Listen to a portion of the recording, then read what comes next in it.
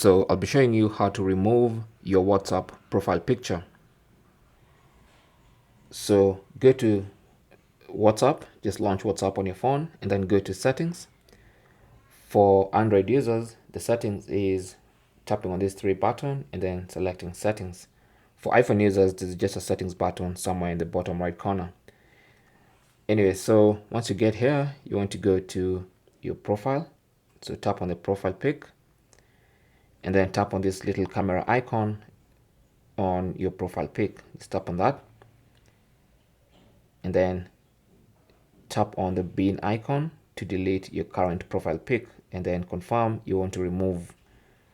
And that's going to remove your profile picture and just replace it with a normal default WhatsApp avatar for a profile pic. And that is basically how to remove a WhatsApp profile picture. Thanks for watching.